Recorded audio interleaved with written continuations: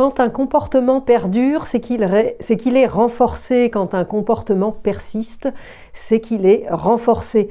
Mais parfois, vous renforcez sans le faire exprès et vous ne pensez pas renforcer et vous ne comprenez pas pourquoi le comportement qui vous embête ne disparaît pas. On va prendre l'exemple du chien qui saute.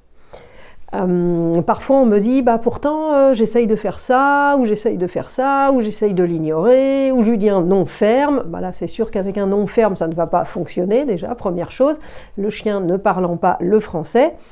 Le fait de l'ignorer, ça marche pas toujours, je vous en ai parlé dans une vidéo précédente, mais le fait de lui dire peut-être certaines choses, ou le fait de le regarder, enfin voilà, il y a quelque chose qui fait que ce que vous faites renforce le comportement de sauter. Donc là, l'idée, c'est de vous observer pour voir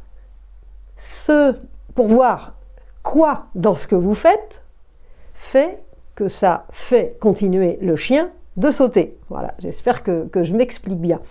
C'est obligatoire, c'est-à-dire c'est les lois de l'apprentissage. Si un comportement persiste, perdure, c'est qu'il est renforcé d'une manière ou d'une autre.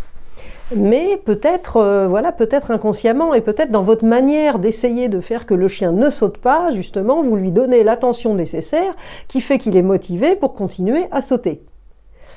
Donc voilà, c'est ça vraiment que je veux vous partager aujourd'hui, c'est que si vous travaillez sur un comportement dérangeant en essayant de le faire diminuer et que vous voyez qu'il ne diminue pas, c'est qu'il y a quelque chose dans ce que vous faites fait que ça n'amène pas la diminution, ça ne va pas vers une diminution du comportement, mais ça va vers un comportement qui persiste. Donc, quelque part, vous le renforcez, sans le faire exprès, inconsciemment, ou parce que vous n'utilisez pas la bonne tactique.